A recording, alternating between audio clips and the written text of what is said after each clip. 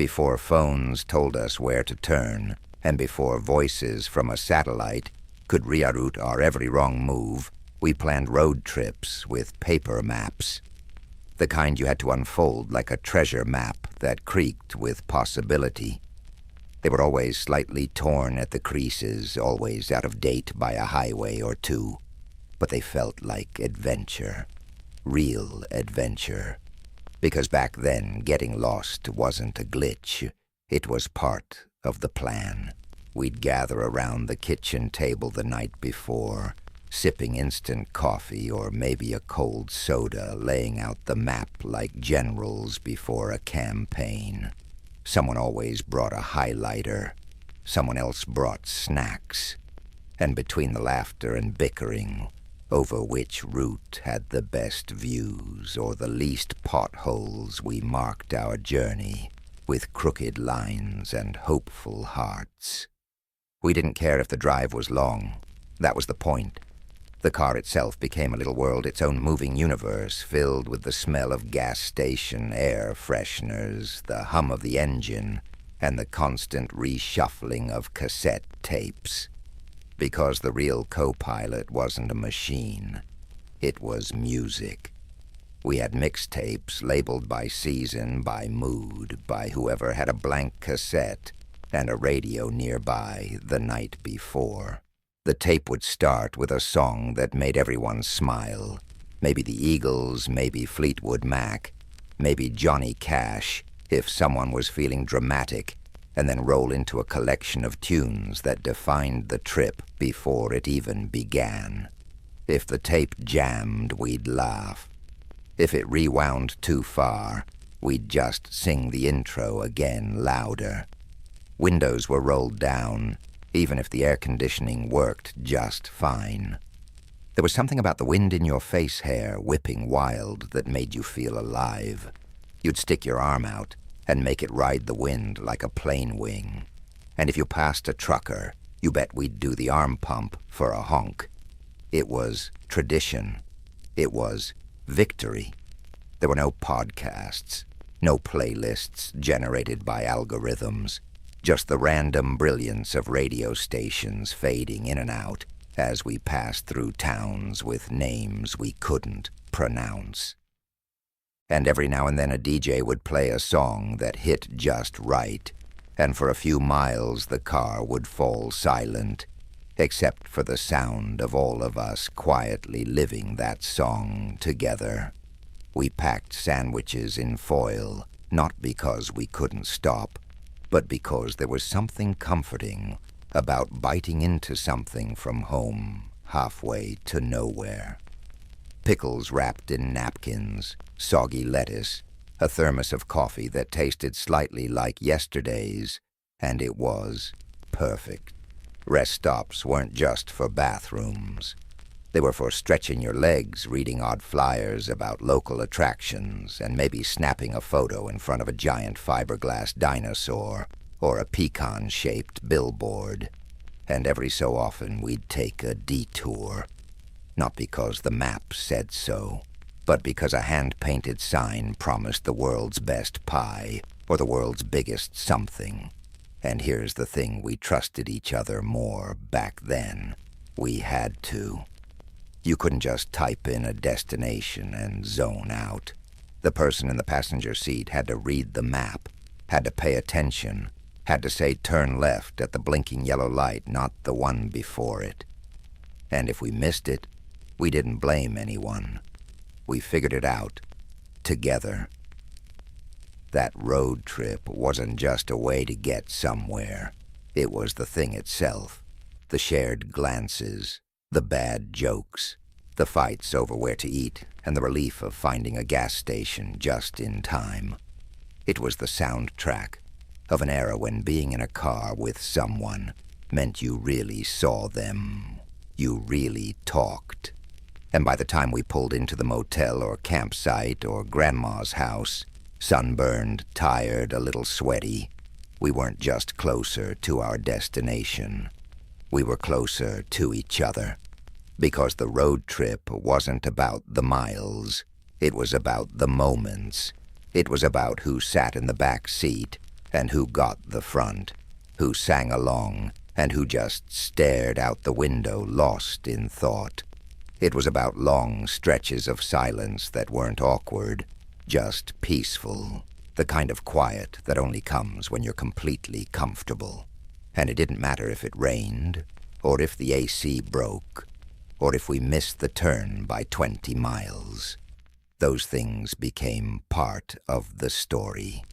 They became the things we'd laugh about later. We didn't need a GPS, we had each other. Some of the best stories didn't come from where we were going, but from where we accidentally ended up.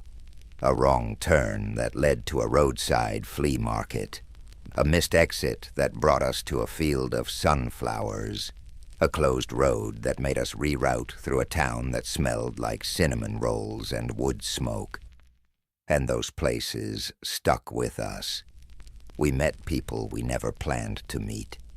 A gas station clerk who recommended a hidden waterfall.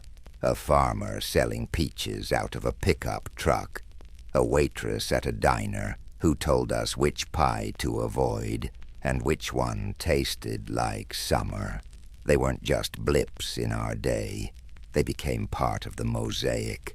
Sometimes we didn't even talk much in the car. We'd watch the scenery roll by, let our thoughts drift. Someone would point out a funny-shaped cloud or an old barn with a collapsing roof. Then silence again. Not because there was nothing to say, but because everything was already understood. We learned to be okay with not knowing exactly where we were, with roads that seemed to go on forever, with sunrises through bug-speckled windshields and sunsets framed by silhouettes of telephone poles. It was freedom, not just the freedom to move, but the freedom to wander, to explore, to not always have a plan, and to realize that sometimes the very best company is someone who's just as willing as you are to pull over for a weird antique shop or a field full of goats. And maybe, just maybe, those unscripted moments, the ones that never made it onto the map, were what made the trip unforgettable. We sang loudly when no one was listening. We danced in our seats. We argued over gas prices and who ate the last bag of chips. We found joy in the in-between, the miles between cities, the hours between destinations. We didn't document every second. No selfies, no live streams. Just memories stored in glances, in laughter, in a song that will forever remind us of that one summer when everything felt wide open.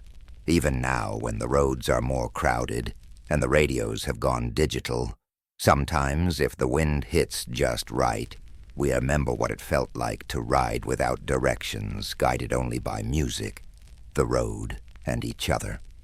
We stopped by roadside stands with hand-painted signs offering boiled peanuts or homemade jerky. We browsed racks of postcards no one would ever send, and keychains with names we couldn't find. We made small bets about how long until the next town appeared, or whether a distant cloud would become rain. We learned to entertain ourselves and each other with what we had. Sometimes we even made up our own games, like trying to guess the story behind personalized license plates, or counting how many cows we passed until someone yelled, "Cemetery," and reset the score. It was silly. It was pointless. But it made the hours fly by, and in the quiet moments when the sun was setting and the light turned golden, we just listened. Not to the radio, but to the soft hum of the road, the occasional laugh, the shared understanding that we were exactly where we were supposed to be. Because the best part of the journey wasn't the arrival. It was the detours, the missed exits, the unexpected discoveries that only happened because we were willing to get lost together. And that's the kind of direction no GPS can give you. We didn't need an agenda. We didn't need matching outfits or hashtags.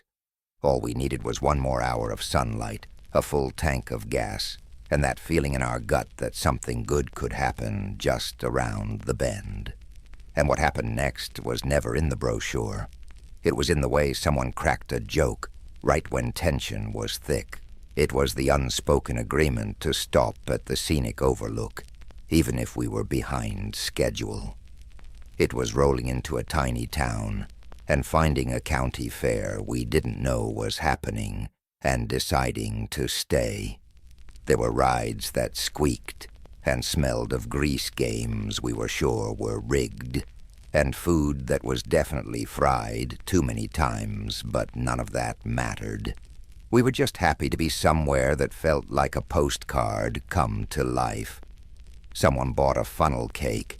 Someone else got lemonade in a souvenir cup.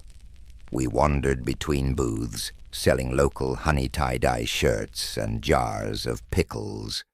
A local band played a cover of a song we all half knew, and we sang along anyway. There was laughter. There was dancing. There was a moment under string lights where everything just felt still, like the world had paused just for us. And then it was back to the road, back to dodging bugs on the windshield and arguing about which radio station to try next. But somehow we were lighter, happier, as if the fair had given us something more than just sugar highs and souvenirs. It had reminded us how good it felt to say yes to a moment. Because that was the real magic of the road trip. It wasn't about control. It was about surrender. Surrendering to the detour, to the unexpected, to the people in the car and the places along the way. The road had a way of showing us what we needed, even if we didn't know we were looking. And so we kept driving, kept chasing the next sunset, the next song, the next small-town diner with 5-star pie and 1-star bathrooms. Because what we found out there between the lines on the map was more than just scenery. It was life, and we were finally paying attention. Sometimes we didn't even remember the names of the towns we passed through, but we remembered the color of the sky when we drove in, or the way the waitress smiled when we walked into her nearly empty diner, all wind-blown and sunburned. We remembered the sound of laughter echoing in a motel parking lot while someone tried and failed to do a cartwheel. These weren't grand moments, but they became permanent, fixed in our memory like pins on a corkboard. We weren't trying to make memories. We were just living, and the memories took care of themselves. When we hit traffic, we made jokes. When we got lost, we made stories. Someone always knew someone who had a cousin who lived near that town, over there, even if over there was an hour off course. But it gave us a reason to keep going, to turn down roads that didn't look like much until they did. And oh, the road signs, they became entertainment. Jesus Saves next to fireworks and tacos, or Antique Mall 2 miles, followed by fresh worms and ammo. We pointed. We laughed. We wondered out loud who came up with these combinations. It was like the country was telling its own weird, wonderful story, and we were just along for the ride. We stayed up too late some nights, parked at scenic overlooks, with nothing but stars above us and snacks between us. Someone would dig out a blanket from the trunk. Someone else would cue up a song that felt just right for the moment. And we'd sit there under the same sky we always lived beneath, but it looked different now. Bigger, closer, like it was ours for the night. When we finally crawled into our sleeping bags or crashed into a motel bed, it wasn't with the exhaustion of travel. It was with the full-bellied, sun-soaked kind of tired that only comes from a day well lived. And as we drifted off to sleep, someone might whisper, "Let's take the long way tomorrow." We always did. By the third day on the road, our playlists had become sacred. There was an unspoken code about which songs belonged to whom. If Take It Easy came on, that was Kelly's. No talking allowed. Just windows down and sunglasses on, even if it was cloudy. Landslide was reserved for quiet moments, usually as the sun dipped behind the hills, or when someone in the back seat got unusually silent. The music wasn't just background noise, it was memory in motion. Each chorus became a timestamp. A lyric that got misheard became an inside joke that lasted miles. Someone would mess up the beat in the dashboard drums and get booed, but it was all part of the ritual. And when the music stopped, that's when things got real. That's when stories surfaced. Confessions came out like loose change, spilled from a cup holder. Someone talked about their parents' divorce for the first time. Someone else admitted they had no idea what they were doing after college. The road somehow made it easier to be honest. Maybe it was the way the miles rolled out behind us, erasing the past in rear-view mirrors. Maybe it was the illusion that we were between lives, not quite home, not quite somewhere else. But in that in-between, we found something true. We took turns driving, but not because we had to, because it felt fair. Because we trusted each other not just with directions, but with silence. Some of the best parts of the trip were spent not speaking, just riding. Just letting the landscape do the talking. And oh, the landscapes. We drove through golden fields that looked like they'd been painted by hand. Past cliffs that dropped into oceans and deserts that shimmered like myths. We stopped more than we planned to. For photos, for gas station snacks, for a tree that looked particularly climbable, for no reason at all except that it felt right. Every stop had its own flavor. A gas station with the cleanest bathroom in 3 states. A rest area with a vending machine that still took quarters. A town with a name so odd we dared each other to say it out loud with a straight face. We took pictures, sure, but the real memories were made in motion, in the blur of wind through fingers, in the snap of sunflower seeds, between stories, in the moments when someone in the back seat would start singing, just to see if we'd all join in. And we always did. Because that's what the road trip gave us. Permission. Permission to be ridiculous, to be sentimental, to be quiet, to be loud, to be ourselves, or better yet, to figure out who that even was. No GPS could have mapped that. We didn't always know where we were going, but we knew we were going together, and sometimes that was more than enough. The road didn't ask for perfection. It asked for presence, and that's exactly what we gave it. Even now, years later, we still measure time in that trip. Before the trip. After the trip. The summer we got lost in Arizona. The year we all wore matching flannel at that random overlook. The time we nearly ran out of gas but found a town with just 1 pump and the best grilled cheese any of us had ever tasted. It wasn't about the destination. It was never about the destination. It was about the song that came on at the perfect time. The laughter that burst out of nowhere. The sense that for once we were exactly where we were meant to be. It was about the way someone fell asleep with their head tilted just right against the window. The way the hum of the tires on the road sounded like a lullaby. The smell of roadside diner coffee lingering longer than expected. The way your body molded to the seat after days of driving uncomfortable, sure, but also familiar. It was in the moments when someone finally said what they were too scared to say before the trip began. In the decision to stop at the world's largest ball of twine, just because. In the late-night talks at rest stops. where the vending machine glow made everything feel more honest. We were writing a story we didn't know we were writing, one full of little plot twists and quiet epiphanies. And when it was over, we didn't have souvenirs that could explain it, just photos with bad lighting, a sun-faded receipt from a gas station in the middle of nowhere, a song that now made us cry when it used to make us laugh. And that more than anything is why we never needed a GPS. We were already home, even if we were miles from it.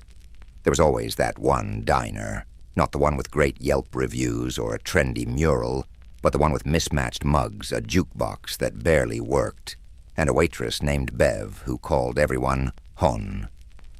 We didn't plan to stop there, but we did.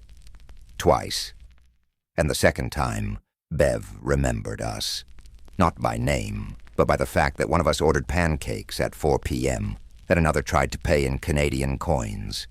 She laughed and brought extra syrup. It felt like being remembered mattered more than being known.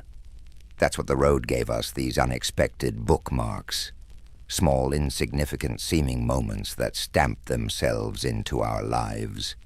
Like the way the booth vinyl stuck to our legs, the hum of the ceiling fan, the fact that we all ordered dessert even though none of us were hungry. We talked about everything and nothing, about who we wanted to be, about who we were afraid we already were, about whether the sky really looked different in every state. And always we laughed. There was a kind of joy that only existed on that road. It wasn't loud or wild. It was quiet, unfolding, a sunrise over a parking lot kind of joy, the kind that snuck up on you while you were pumping gas or waiting in line for a single-stall restroom. And then there were the arguments, because of course there were. Who ate the last granola bar? Who forgot to fill up the tank? Who insisted on taking the scenic route that added 3 hours? They were small things, but on the road small things expand. They echo, and sometimes they explode. But we always found our way back to each other, sometimes with an apology, sometimes with a bag of chips held out like a peace offering, sometimes with just a look and a shared song. That's the thing about road trips. They compress time and stretch emotion. They test you. And they bind you. There's something about being crammed into a moving vehicle with the same people for days that strips away all the pretending. You get raw. You get real. You get closer than you intended, or maybe needed. And sometimes in the middle of nowhere, with nothing but sky in every direction, you find yourself telling someone a secret you didn't even know you still carried. There were moments we wanted to quit, to turn around, to go home. The car got too hot. Someone got car sick. The radio broke for a whole afternoon and we didn't know how to fill the silence, but we kept going because something in us needed to. Maybe it was the freedom. Maybe it was the idea that the next mile could bring anything a better view, a better mood, a better version of ourselves. Or maybe it was just that we weren't ready to go back yet. So we kept driving, past the cornfields that smelled like summer, past mountains that made us feel small in the best way, past road signs that pointed to places we'd never heard of but now wanted to live in. Because every road trip has that one moment, the moment where you look out the window and something clicks. You realize you're not just passing through a place. You're collecting it, carrying it, becoming it. And in that moment, you understand why maps matter less than memories. Why the best trips are the ones you can't explain, only feel. We never did make it to all the stops we'd circled on the map. Some we skipped, some we forgot, some we never found. But what we found instead each other ourselves, the kind of peace you only get when the road hums beneath your feet and the world stretches wide in front of you. That was more than we could have planned. and way more than any GPS could ever guide us to. We took pictures, sure, but they never captured what we felt. The camera missed the warmth of the dashboard sun, the smell of fast food, fries the harmony of our off-key singing. What it caught was surface. What we held on to was soul. And long after we returned, long after the bags were unpacked, and the playlists were shuffled into new ones, we'd catch ourselves smiling at nothing, at a stoplight, in a grocery aisle, and we'd know it was the road calling again. Because some part of us never left it. It wasn't just the places we stopped. It was the space between them that mattered. The stretches of road where we had nothing to do but exist. No signal, no service, just a pavement and potential. That's where some of the best conversations happened, where we learned how someone likes their coffee, how another person once got lost at a county fair, or the way someone stares out the window when they're thinking. In those long silences, we didn't need to fill the air with talk. Sometimes we'd go whole miles without a word. And that was okay.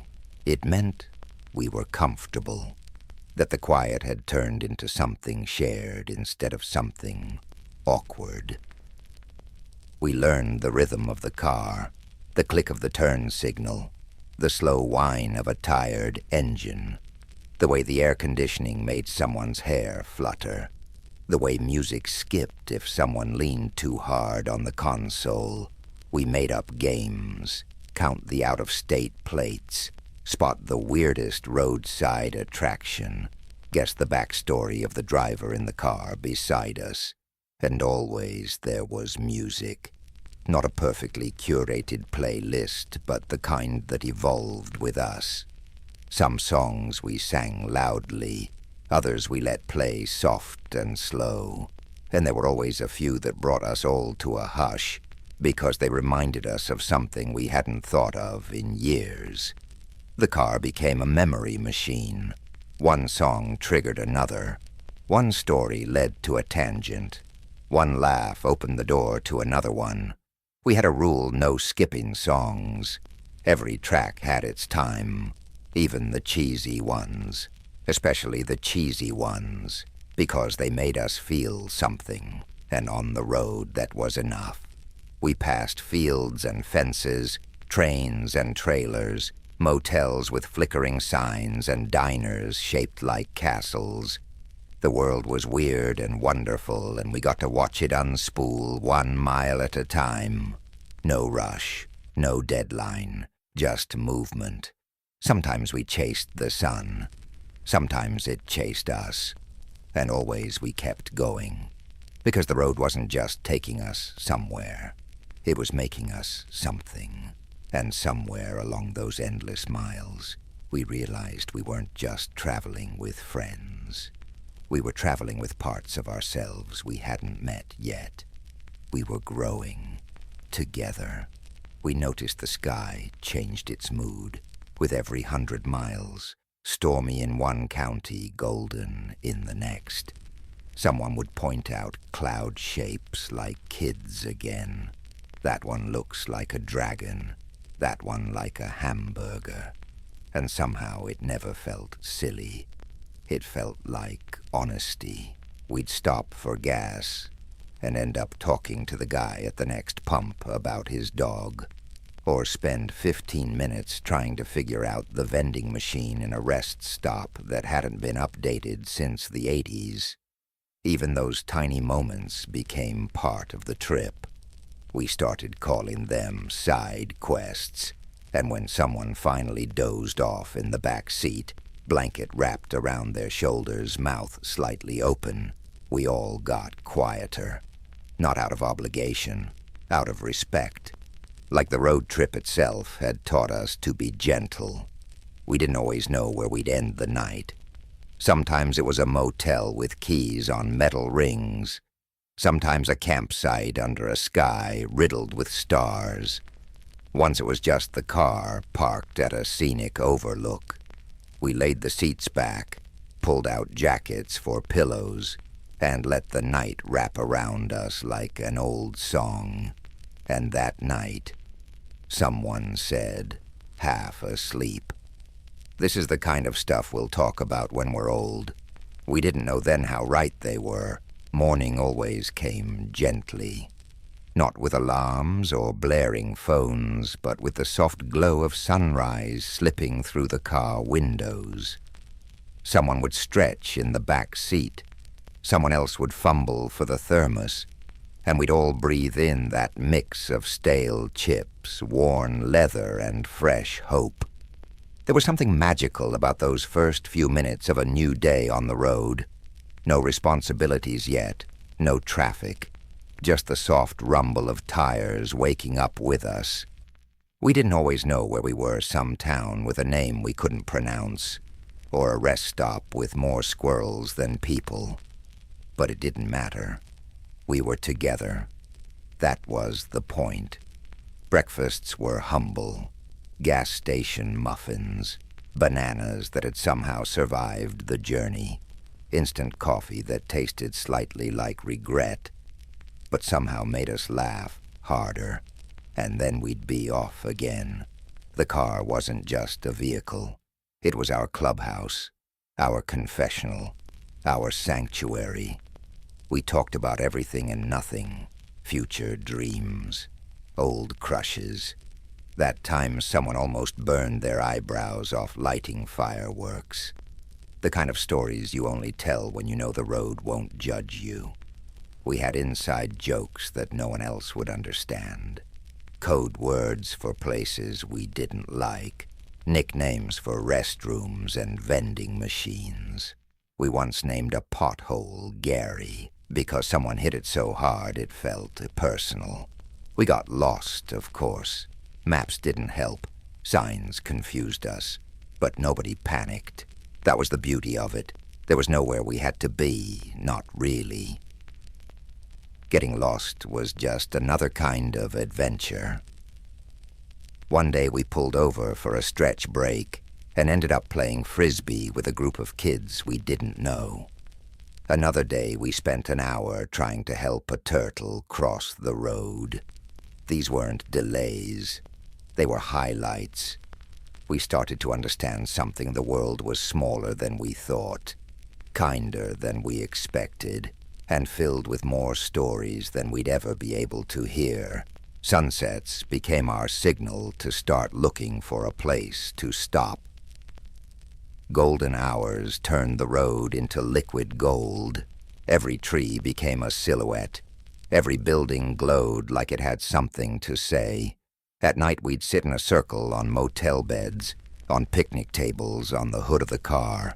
We'd play the quiet game, not because we had to, but because it gave the moment weight. And then someone would speak, just one line. What if we never come this way again? That was enough to open the floodgates.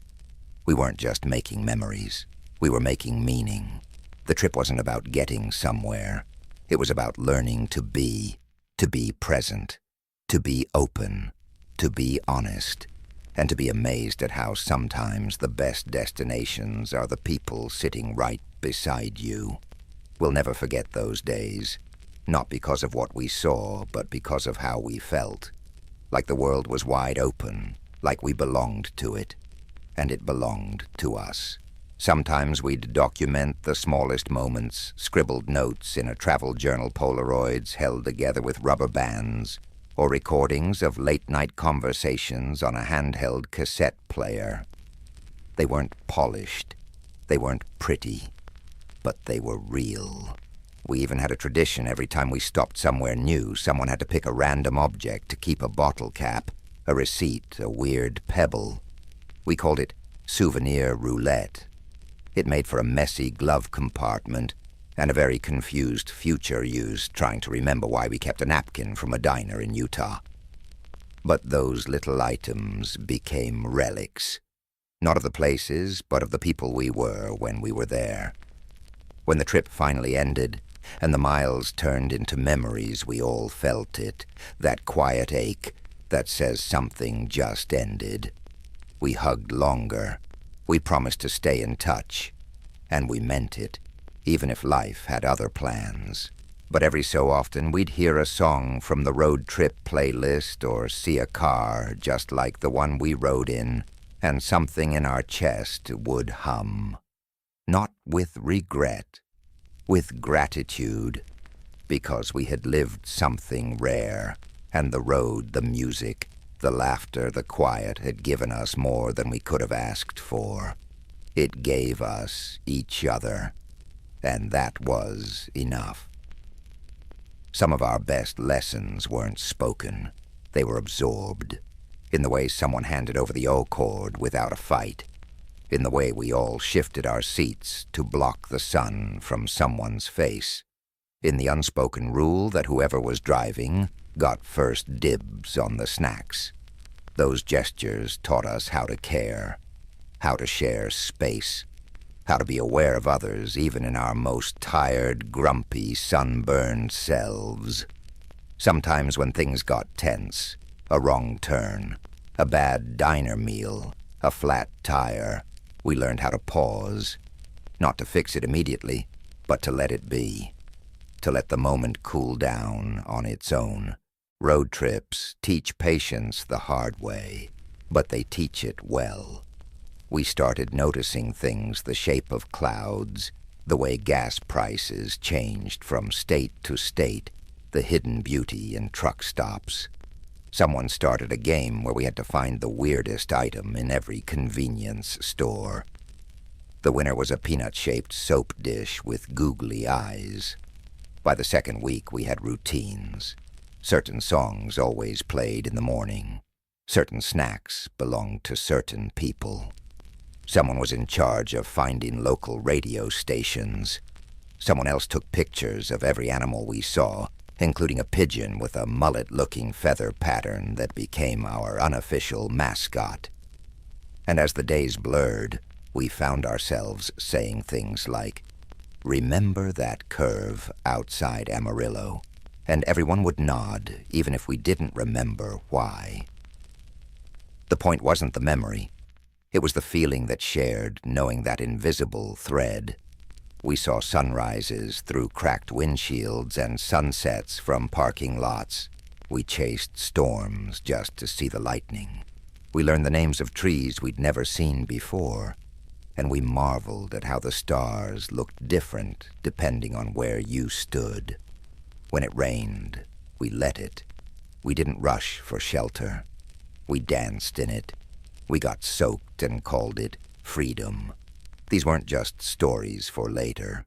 They were the moments that shaped us, gave us language, gave us perspective. We learned to share silence without discomfort, to nap without shame, to trust the driver without hovering. We argued about music, of course, but even our arguments were part of the rhythm, because when you care about what song plays next, it means you care about the mood, the memory being made, the moment.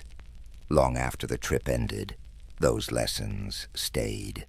In how we wait our turn, in how we listen to others, in how we choose music that fits the mood.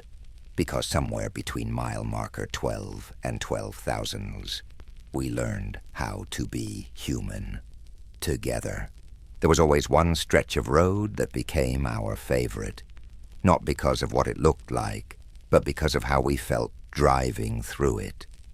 It wasn't marked on any map, just a long curve, flanked by wildflowers and trees that bent a little closer to the road like they were listening. We never said it out loud, but whenever we passed that stretch, the music got quieter. Our voices softened. Something about it felt sacred. It was the kind of road where time slowed down, where you caught yourself smiling without realizing it, where no one reached for their phone because no screen could capture what was happening. Maybe it was the light, or the way the wind moved, or maybe it was just us fully present, fully content.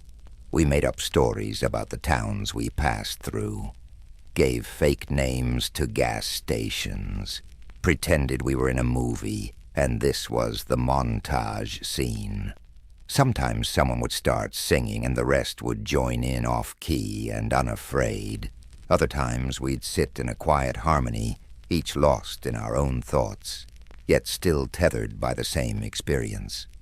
There was no need to narrate every moment. We learned the beauty of simply being. We started to see ourselves differently, not as passengers in a car, but as parts of a whole, a team, a family stitched together by miles and laughter and peanut butter crackers. And maybe that's why it hurt a little to get closer to home. The road signs began to look familiar, the towns less strange. The FM stations started playing ads we recognized. We didn't say it, but we all knew. The end was coming, so we lingered at rest stops a little longer, took more pictures, drove slower. There was a new kind of silence then. Not the comfortable one we'd grown used to, but something more fragile. The kind that comes with knowing something wonderful is about to slip away. And yet even that sadness felt beautiful, because it meant we had something worth missing. On our last night, we didn't unpack the car. We sat on the hood wrapped in a shared blanket, passing around the last of the road trip snacks. No one reached for their phones. No one talked about what came next. We just watched the stars. And in that silence, in that stillness, we felt it, that this trip had changed us. We had seen places we couldn't pronounce, met strangers who felt like old friends, gotten lost and found and lost again. And through it all, we learned the most important thing. Home wasn't just a place on the map. It was a song lyric everyone knew, a look exchanged during a traffic jam, a joke about bad gas station sushi. Home was us, and wherever we went next, we'd carry that with us. So, as the last night faded into morning, and the highway signs pointed back to reality, we didn't feel lost.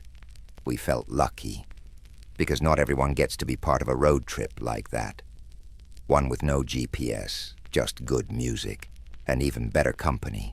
Years later, long after the snacks were gone, and the car had been sold, the road trip still lived on. In the retelling, in the photographs that faded at the corners, in the inside jokes that made no sense to anyone else. Sometimes at reunions or over coffee, someone would bring it up.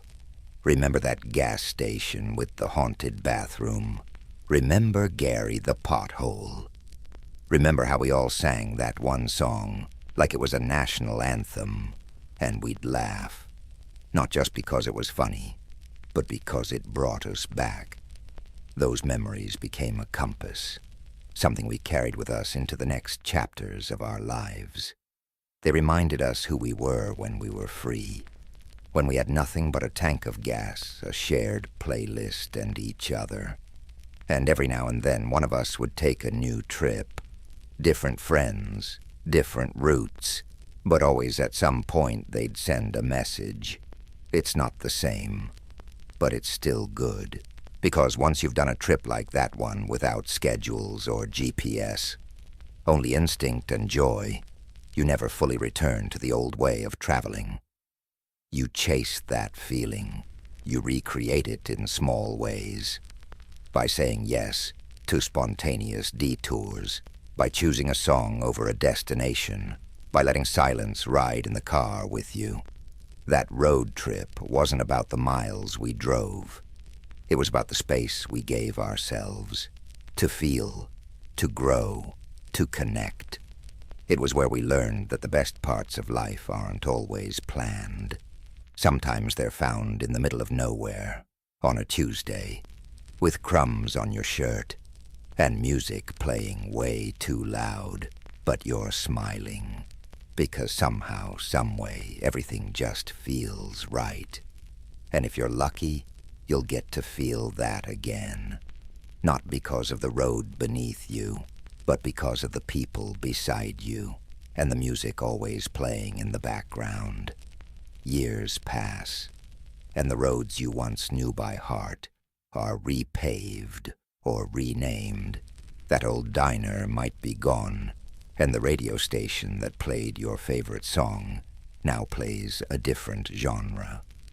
But the memory remains untouched, because it lives not in the places, but in the people, the laughter, the shared silences. Sometimes you'll catch a scent, maybe it's pine or gasoline or a fast food fry, and just like that, you're back on that road, with the windows down and the wind in your face. Someone's laughing in the back seat. Someone else is asleep. The playlist has moved on to that one song you all swore you'd never skip, and suddenly the years fold in on themselves. You remember what it felt like to be young and untethered, to be seen and understood without words, to be part of something unrepeatable, and you carry that forward into new relationships, new adventures, new phases of life, hoping that somewhere down the road your own kids or grandkids might have a moment like that too. And if they do, maybe they'll come home with stories that begin the same way. We didn't really have a plan, we just drove. Because sometimes the best way to get where you're going is to not know exactly where that is. Just trust the music and the company and go.